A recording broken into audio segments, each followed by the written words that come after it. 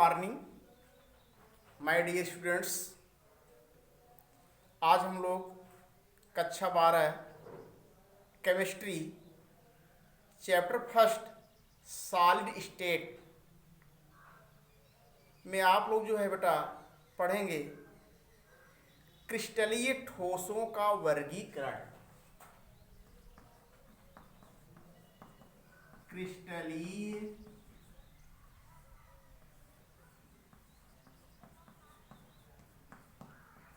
ठोसों का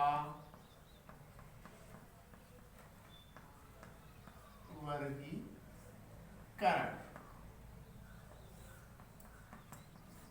यह टॉपिक आप लोग पढ़ेंगे। तो देखिए, इस टॉपिक को पढ़ने से पहले आपको ठोसों का वर्गीकरण बताया गया था। जो ठोस होते हैं अवयवी घटक के आधार पर इनको दो भागों में बांटा गया है। आपको बताया गया था पहला क्रिस्टलीय ठोस और अक्रिस्टलीय ठोस। तो अवयवी घटक का मतलब आप लोग यह कह सकते हो बेटा अणु, परमाणु, आयन, धातु, इन्हीं को हम आप लोग कह सकते हैं बेटा अवयवी घटक। और इस अवयवी घटक में आप लोग यह देखेंगे जो ठोस का वर्गीकरण किया गया है लघु परासी और दीर्घ परासी व्यवस्था के आधार पर किया गया है। तो लघु का मतलब बेटा आप जानते हैं छोटा होता है और दीर्घ का मतलब आप जानते हैं बड़ा होता है। तो यहाँ जो क्रिस्टलीय ठोस होते हैं इनकी जो व्यवस्था होती है आप बता सकते हैं निश्चित होती है और दृढ़ होती है और नियमित व्यवस्था में होते हैं, इसीलिए इसको हम आप लोग कह सकते हैं दीर्घ परासी व्यवस्था। और जो अक्रिस्टलीय ठोस होते हैं आप बता सकते हैं ये लघु परासी होते हैं। कहने का मतलब इनके जो अवयवी कण होते हैं या अवयवी घटक होते हैं ये निश्चित व नियमित नहीं होते हैं, इसलिए इनको हम आप कह सकते हैं लघु परासी व्यवस्था। जो लघु परासी व्यवस्था होगी आप बता सकते हैं अक्रिस्टलीय ठोस, और जो दीर्घ परासी व्यवस्था होती है आप बेटा बताएंगे सीधे जो है क्रिस्टलीय ठोस। अब देखेंगे जो क्रिस्टलीय ठोस होता है इनकी जो संरचनात्मक इकाई होती हैं आप बता सकते हैं निश्चित व नियमित होती हैं। निश्चित और नियमित होती हैं अर्थात इनकी जो व्यवस्था होती है दीर्घ परासी होती है। संरचनात्मक इकाई का मतलब आप ये बता सकते हैं जैसे अणु, परमाणु, आयन, इनकी जो व्यवस्था होगी कैसी होगा निश्चित होगी। इसी आधार पर हम आप लोग पढ़ेंगे क्रिस्टलीय ठोसों का वर्गीकरण। और जो क्रिस्टलीय ठोसों का वर्गीकरण है आप इसको कह सकते हैं क्रिस्टलीय ठोस के प्रकार। इसको कह सकते हो क्रिस्टलीय ठोस के प्रकार आप बता सकते हैं। ये बेटा बताएंगे जो क्रिस्टलीय ठोस होते हैं अवयवी घटक के आधार पर ये जनरली कितने टाइप के होते हैं बेटा 4 प्रकार के होते हैं। कितने प्रकार के होते हैं 4 प्रकार। पहला आप बता सकते हैं आयनिक ठोस। क्या बताएंगे आयनिक ठोस। दूसरा बताएंगे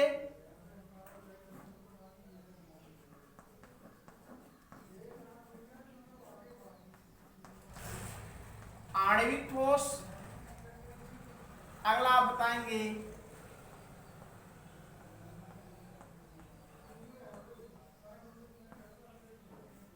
सहसंयोजी ठोस। चौथा आप बता सकते हैं बेटा धात्विक ठोस।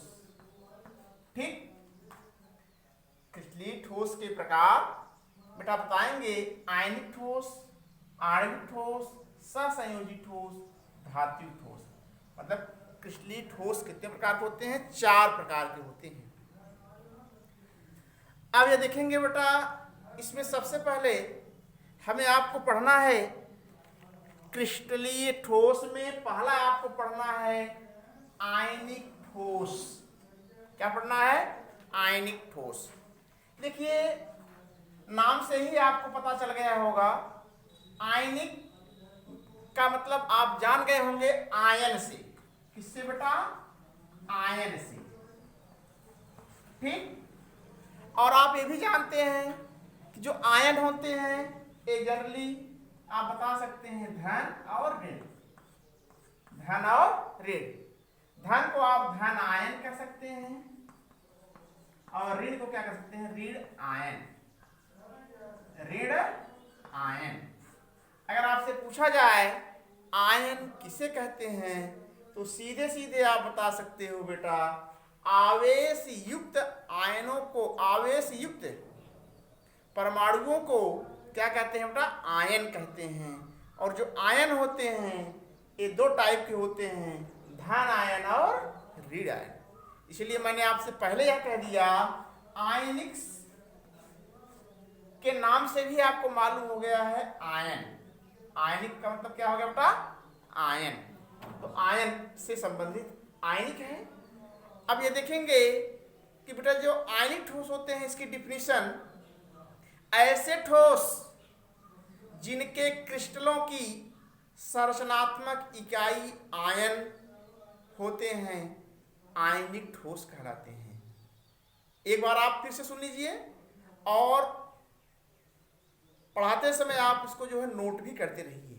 जो भी डिफिनीशन आपको बताया जा रहा है आप इसको नोट करते रहिए बेटा, क्योंकि ब्लैक बोर्ड पर अगर हम लिखेंगे तो काफ़ी समय वेस्ट होगा। इसलिए आप जो है कॉपी और कलम लेकर के बैठ जाइए, जो भी बताया जा रहा है आप उसको नोट भी करते रहें। तो आप आयनिक ठोस में आपको पहले यह बताया गया, आयनिक से मतलब आप समझ गए होंगे बेटा आयन से है। किससे है? आयन से। और आप जानते हैं आयन 2 टाइप के होते हैं, एक धन आयन होता है और एक ऋण आयन होता है।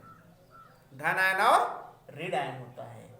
तो आप बेटा बता सकते हैं आयनिक ठोस में आयन से संबंधित, मतलब आयनिक ठोस आयन से संबंधित है। तो आप इसकी डिफिनीशन ये बताएंगे, ऐसे ठोस जिनके क्रिस्टलों की संरचनात्मक इकाई आयन होते हैं अर्थात धन आयन या ऋण आयन होते हैं, आयनिक ठोस कहलाते हैं। और जो आयनिक ठोस होते हैं इनका एग्जाम्पल्स बेटा आप बता सकते हो, जैसे NaCl, CHCl, ZnCl2, KCl, KClO3। तो जो NaCl होता है इसे सोडियम क्लोराइड कहते हैं, CHCl सीजियम क्लोराइड कहते हैं, ZnCl2 को आप जिंक क्लोराइड कहते हैं, KCl को आप पोटेशियम क्लोराइड कहते हैं, KClO3 को कहते हैं पोटेशियम क्लोरेट। तो आप यहाँ यह बता सकते हैं जैसे NaCl है, NaCl में बेटा आप बता सकते हैं इसमें 2 आयन हैं, तो Na धन आयन और Cl क्या होता है? ऋण आयन है। CHCl में CS जो सीजियम है धन आयन है, Cl ऋण आयन है।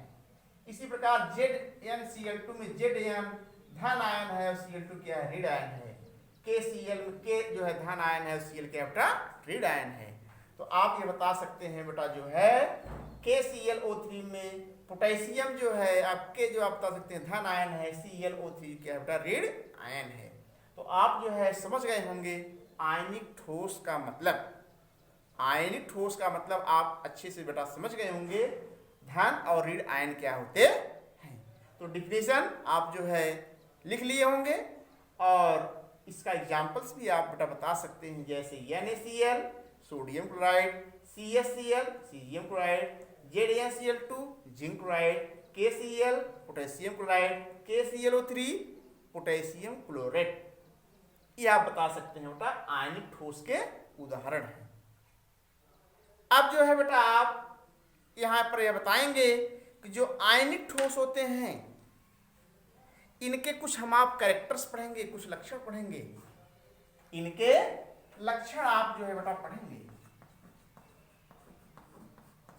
ठीक, आयनिक ठोस के लक्षण बेटा पढ़ेंगे। देखिए जो आयनिक ठोस होते हैं इसके निम्नलिखित लक्षण होते हैं बेटा, बताएंगे। ए ठोस विपरीत आवेश वाले आयनों से बने होते हैं। ए ठोस मतलब आयनिक ठोस। जो आयनिक ठोस होते हैं ये जनरली विपरीत आवेश वाले आयनों से बने होते हैं। विपरीत आवेश वाले आयन का मतलब आप समझ गए बेटा, धन आयन और ऋण आयन। अगर विपरीत आवेश रहेंगे या दो परमाणु हैं और उन दोनों परमाणुओं पर धन और ऋण आयन है, तो वो धन और ऋण आयन एक दूसरे को क्या करते हैं, अपनी तरफ आकर्षित करते हैं। और आकर्षित जब करेंगे तो उनसे एक यौगिक बनता है, जैसे आप बताएंगे NaCl, CsCl, ZnCl2, KCl। इसलिए आप इसके पहला पॉइंट्स में जो है आयनिक ठोस के लक्षण बता सकते हैं। आयनिक ठोस पहला पॉइंट लक्षण क्या बताएंगे बेटा, आयनिक ठोस वे ठोस होते हैं, आयनिक ठोस विपरीत आवेश वाले आयनों से बने होते हैं। सेकंड पॉइंट आप ये बता सकते हैं, विपरीत आवेश वाले आयनों के मध्य आकर्षण बल होता है। विपरीत आवेश वाले आयनों के मध्य क्या होता है बेटा, आकर्षण बल। जैसे आप जानते हैं अगर धन है और ऋण है, धन जो है ऋण की तरफ, ऋण जो है धन की तरफ क्या होते हैं, आकर्षित होते हैं। इसीलिए हर व्यक्ति जो होता है विपरीत आवेश युक्त आयनों के प्रति क्या होता है बेटा, आकर्षित हो जाता है। तो आप यहाँ बता सकते हैं कि जो आयनिक ठोस होते हैं तो आप बता सकते हैं विपरीत आवेश वाले आयनों के मध्य क्या लगता है बेटा, आकर्षण बल, अट्रैक्शन फोर्स जिसे आप कह सकते हैं। और अट्रैक्शन फोर्स यही ध्यान और ऋण के बीच ही लगेगा। ठीक, थर्ड पॉइंट्स आप देंगे इसमें क्या, थर्ड पॉइंट्स आप नोट करते रहिए बेटा। ए ठोस कठोर और भंगुर होते हैं। ए ठोस कठोर और भंगुर होते हैं। कठोर और भंगुर, कठोर का मतलब आप जान ही रहे हैं, जैसे नमक का टुकड़ा है, नमक का एक क्रिस्टल है, तो नमक का जो क्रिस्टल होता है जनरली क्या होगा बेटा, कठोर होगा। और जब क्या करते हैं इसको पीटेंगे तो इसके छोटे छोटे क्या हो जाते हैं बेटा, टुकड़े हो जाते हैं। इसीलिए हम आप लोग यह कह सकते हैं जो आयनिक ठोस होते हैं ये जनरली क्या होते हैं, कठोर और भंगुर होते हैं। भंगुर का मतलब टूट जाना। तो इनके जो क्रिस्टल होते हैं छोटे छोटे कणों में क्या होते हैं बेटा, टूट जाते हैं। ठीक, अगला पॉइंट्स आप बता सकते हैं, चौथा पॉइंट्स आप बता सकते हैं, ए ठोस प्रबल वैद्युत आकर्षण बल के कारण, प्रबल वैद्युत आकर्षण बल के कारण उच्च गलनांक व उच्च क्वथनांक वाले होते हैं। उच्च गलनांक और क्वथनांक का मतलब आप जान रहे होंगे। यह कहने का मतलब यह है कि जिस ताप पर कोई द्रव उबलने लगता है वह उसका क्या कहलाता है बेटा, क्वथनांक कहलाता है। क्वथनांक जिसको आप बॉइलिंग पॉइंट के नाम से जानते हो। और गलनांक में आप बता सकते हैं जिस ताप पर या निश्चित ताप पर जब कोई ठोस क्या होता है बेटा, पिघलने लगता है या द्रव अवस्था में आ जाता है तो वह उसका क्या कहलाता है बेटा, गलनांक कहलाता है। तो हम आप लोग जो है यहाँ पर यह बता सकते हैं बेटा, आयनिक ठोस एक कठोर और भंगुर होते हैं और प्रबल वैद्युत आकर्षण बल के कारण इनका गलनांक और जो क्वथनांक होता है बेटा आप बता सकते हैं उच्च होता है। आगे देखेंगे फिफ्थ पॉइंट आप देखेंगे कि ए उच्च वाष्पन उष्मा रखने के कारण अवाष्पशील होते हैं। अवाष्पशील, जैसे मान लीजिए आप क्या करते हैं, कोई विलयन लेते हैं, क्या लेते हैं, कोई विलयन लेते हैं। अगर वह विलयन क्या है बेटा, वाष्पशील है, क्या है बेटा, वाष्पशील है। अगर उसमें कोई अवाष्पशील पदार्थ मिला देंगे तो विलयन क्या हो जाएगा, वाष्पित हो जाएगा, मतलब उड़ जाएगा वाष्प बन करके, और वो जो पदार्थ होगा क्या होगा, वाष्पित नहीं होगा। इसीलिए हम आप लोग यह कह सकते हैं, जैसे नमक है, नमक को आप क्या कर देंगे बेटा, रख देंगे, ठीक, तो ये आप बताएंगे जो है इसका वाष्पन नहीं होगा, लेकिन जब यह गलित अवस्था में रहेगा तो यह क्या होता है बेटा, टूट जाता है। इसीलिए आप यहाँ कह सकते हैं उच्च वाष्पन उष्मा के कारण अवाष्पशील होते हैं। आगे देखेंगे 6 पॉइंट, आप पढ़ेंगे बेटा 6 पॉइंट, ये ध्रुवीय विलायकों में विलेय होते हैं। ध्रुवीय विलायक में आप लोग बता सकते हैं पोलर सॉल्वेंट और एक क्या होता है, non polar solvent. Polar solvent और नॉन पोलर सॉल्वेंट। जो पोलर सॉल्वेंट होता है इसको आप कह सकते हैं बेटा ध्रुवीय विलायक, और जो नॉन पोलर होता है इसको कह सकते हैं अध्रुवीय विलायक, ठीक, या अध्रुवीय। हम आप यहाँ कह सकते हैं जो आयनिक ठोस होता है वह जनरली बेटा क्या होता है, ध्रुवीय विलायकों में क्या होते हैं, विलेय होते हैं, ध्रुवीय विलायकों में विलेय होते हैं। आगे देखेंगे नेक्स्ट पॉइंट 7, आप जो है लिखते चलिए। तो देखिए बेटा ठोस अवस्था में ये विद्युत के क्या होते हैं, कुचालक होते हैं। वह विलयन तथा गलित अवस्था, विलयन तथा गलित अवस्था में ये क्या होते हैं बेटा, विद्युत के सुचालक होते हैं। कहने का मतलब यह है कि आयनिक ठोस विद्युत के कुचालक होते हैं। तो ठोस अवस्था में आप देखेंगे जो आयनिक ठोस होगा, जैसे नमक है, यह क्या होगा बेटा, कुचालक होगा। कुचालक का मतलब समझ रहे हैं कि ऐसे पदार्थ जिसमें धारा का प्रवाह न हो, जिसमें धारा का प्रवाह न हो या धारा सरलता पूर्वक न बहती हो, उसे हम आप लोग कह सकते हैं कुचालक। बैड कंडक्टर इसको कह सकते हैं। इसी प्रकार सुचालक भी बोलेंगे, सुचालक। सुचालक का मतलब आप समझते हैं ऐसे पदार्थ जिसमें धारा का प्रवाह क्या होता है, सरलता पूर्वक होता है, वे क्या कहलाते हैं, सुचालक कहलाते हैं। जैसे गुड कंडक्टर, क्या बेटा, गुड कंडक्टर। तो यहाँ आप बता सकते हैं ठोस अवस्था में ये विद्युत के कुचालक होंगे। अगर नमक का क्रिस्टल है तो वह क्या होगा बेटा, उसमें धारा का प्रवाह नहीं होगा, वह क्या होगा, उसमें क्या होगा, मतलब विद्युत के कुचालक कहलाएंगे। लेकिन अगर उसी नमक के टुकड़े को आप क्या करेंगे, जल में डाल देंगे तो वह क्या हो जाएगा बेटा, घुल जाएगा, टूट जाएगा, तो उसमें क्या होगा बेटा, धारा का प्रवाह होने लगेगा। इसीलिए हम आप लोग यह कह रहे हैं कि आयनिक ठोस विद्युत के कुचालक होते हैं, लेकिन गलित अवस्था में या विलयन में क्या होते हैं बेटा, ये विद्युत के सुचालक होते हैं। तो हम लोग जो है आज पढ़ रहे थे आयनिक ठोस के लक्षण। तो आयनिक ठोस के लक्षण आप बेटा जान गए होंगे, तो एक बार फिर से जो है कंसंट्रेट होकर के सुन लीजिए। आयनिक ठोस विपरीत आवेश वाले आयनों से बने होते हैं, फर्स्ट पॉइंट। सेकंड पॉइंट, विपरीत आवेश वाले आयनों के मध्य आकर्षण बल होता है। थर्ड पॉइंट, ए ठोस कठोर व भंगुर होते हैं। इनका गलनांक और क्वथनांक क्या होता है बेटा, उच्च होता है, और ये जनरली क्या होते हैं, अवाष्पशील होते हैं। अध्रुवीय विलायकों में क्या होते हैं, विलेय होते हैं। ठोस अवस्था में ये बता सकते हैं विद्युत के कुचालक और सुचालक होते हैं। तो हम लोग जो है आज पढ़ रहे थे यही आयनिक ठोस के लक्षण और आयनिक ठोस के उदाहरण और इनकी डिफिनीशन, इतना आपको जो है बता दिया गया। इसके बाद हम लोग जो है इसी टॉपिक में जो है पढ़ेंगे बेटा, इसी टॉपिक में आप लोगों को जो बताया जाएगा आणविक ठोस। आणविक ठोस नाम से आपको मालूम हो गया होगा आणविक ठोस क्या है। आणविक से मतलब आप समझ गए होंगे बेटा अणु से, आणविक से मतलब आप समझ गए होंगे बेटा अणु से। तो इसकी डिफिनीशन आप नोट कर लीजिए, आपको बताया जा रहा है।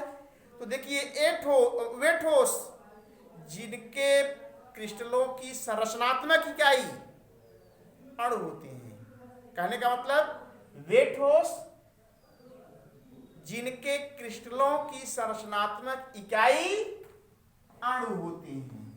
अब आप जान गए होंगे जो अणु होता है इनमें दो या दो से अधिक क्या होते हैं, परमाणु मिले होते हैं। दो या दो से अधिक परमाणु मिले होते हैं, इसलिए वे जो पदार्थ होंगे या वे क्रिस्टल होंगे क्या कहलाएंगे बेटा, अणु कहलाएंगे।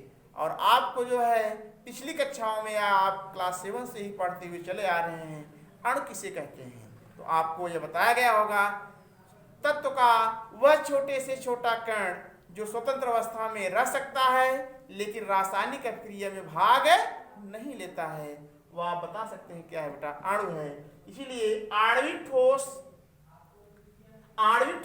में आणविक से आपको पता चल गया होगा, आणविक से मतलब आप बता सकते हैं अणु से है।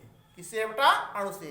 इसलिए आप डिफिनेशन बता सकते हैं वे ठोस पदार्थ जिनके क्रिस्टलों की संरचनात्मक इकाई अणु होते हैं आणविक ठोस कहलाते हैं। और जो आणविक ठोस होते हैं आप एग्जाम्पल बेटा बता सकते हैं, जैसे आयोडीन, क्या बताएंगे, आयोडीन। और आप बता सकते हो बेटा बर्फ। ठीक, इसका एग्जाम्पल आप बर्फ से आप जानते हैं, अगर ठोस कार्बन डाइऑक्साइड कहा जाए, ठोस कार्बन डाइऑक्साइड, ठोस कार्बन डाइऑक्साइड को मतलब आप कह सकते हैं बेटा बर्फ। इसको आप ठोस कार्बन डाइऑक्साइड के नाम से भी जानते हैं, जिसको आप कहते हैं बर्फ। और जो बर्फ का टुकड़ा होता है आप ये बता सकते हैं बेटा कैसा होता है, ठोस होता है। इसी प्रकार ठोस मीथेन, जो मीथेन गैस होती है आप बता सकते हैं ये क्या होती है बेटा, गैस भी होती है और ठोस भी होती है और द्रव भी होती है। तो इन अलग अलग टेम्परेचर पर जो होता है ये अलग अलग अवस्थाओं में क्या होती है बेटा, पाई जाती हैं। इसीलिए आप यहाँ कह सकते हो कि आणविक ठोस में एग्जाम्पल आयोडीन, बर्फ और ठोस मीथेन। क्या बताएंगे, ठोस मीथेन बताएंगे बेटा। ठीक, ठोस मीथेन। तो डिफिनेशन याद हो गया, एक बार आप फिर सुन लीजिए बेटा। वे ठोस पदार्थ जिनके क्रिस्टलों की संरचनात्मक इकाई अणु होते हैं आणविक ठोस कहलाते हैं। इसलिए मैंने आपसे पहले बता दिया आणविक से मतलब अणु से है। आणविक से मतलब क्या बेटा, अणु से है। आणविक का मतलब अणु से है। अब इसके लक्षण आप देखेंगे, क्या इसके लक्षण। ठीक, आणविक ठोस के लक्षण देखेंगे तो देखिए बेटा, एक ठोस अणुओं द्वारा बने होते हैं, ये ठोस अणुओं द्वारा बने होते हैं। जैसे आप यहाँ देख सकते हो अणुओं द्वारा बनने से मतलब यही से बर्फ हो गया, ठोस मीथेन हो गया, आयोडीन हो गया। तो ये अणु से ही क्या होते हैं बेटा, बने होते हैं। तो आप इसलिए इसके लक्षण बताएंगे, ये ठोस अणुओं द्वारा क्या होते हैं बेटा, बने होते हैं, जिसे हम आप लोग क्या कहते हैं, आणविक ठोस। अब देखेंगे बेटा नेक्स्ट पॉइंट, आप ये बता सकते हैं इन ठोसों में अंतरा अणुक बल वांडर वाल बल होता है। वांडर वाल मतलब आप समझ रहे हैं दुर्बल बल से होता है, दुर्बल बल से होता है। तो इनके अणुओं को हम आप लोग जो है सरलता पूर्वक क्या करते हैं, तोड़ सकते हैं। इसीलिए हम आप लोग ये कह सकते हैं कि इनके जो अणु होते हैं ये जनरली दुर्बल वांडर वाल बल द्वारा क्या होते हैं, बंधे होते हैं। और ये कठोर नहीं होते हैं, मुलायम होते हैं। कैसे होते हैं, मुलायम होते हैं, सॉफ्ट होते हैं, जिसे हम आप लोग क्या कह सकते हैं, आणविक ठोस। तो आणविक ठोस जनरली क्या होते हैं, मुलायम होते हैं। और आप ये बता सकते हैं ये निम्न वाष्पन उष्मा के कारण इनका जो क्वथनांक और गलनांक होता है जनरली आप बताएंगे कैसा होता है, निम्न होता है। तो इस वीडियो में आज हम लोग पार्ट 3 पढ़ रहे थे। पार्ट 3 में क्रिस्टलीय ठोस के प्रकार में आपको बताया गया आयनिक ठोस, आणविक ठोस। शेष आप देखेंगे कल अगले वीडियो में, आपसे फिर मिलेंगे। देखिए बेटा, हम जो है इस समय वीडियो बना नहीं पा रहे थे। इस समय क्लास 10th और 12 का बोर्ड फॉर्म भरा जा रहा था। तो क्लास 10th और 12 से जब खाली हुए क्लास 9th और 11th का रजिस्ट्रेशन शुरू हो गया है। हम उसमें बेटा व्यस्त हो गए और आप लोग जानते भी होंगे, आप सभी लोगों को पता भी है, सर पेपर वर्क करते हैं, इसलिए हम वीडियो नहीं बना पा रहे थे। तो अब जो है खाली हुए हैं, बीच बीच में आपको हम वीडियो जो प्रोवाइड करते रहेंगे। और आप देखिए ऑर्गेनिक केमिस्ट्री में जो कुछ पढ़ाया गया है, इन ऑर्गेनिक केमिस्ट्री में आप सारी स्टेज जो पढ़ रहे हैं, हाफ ईयरली एग्जाम में आपको जितना आपको उतना ही दिया जाएगा जितना पढ़ाया गया है, इससे ज़्यादा कुछ नहीं दिया जाएगा। और जब विद्यालय ओपन होगा तो आपको जो है पढ़ाया जाएगा। धन्यवाद। कहाँ साहब?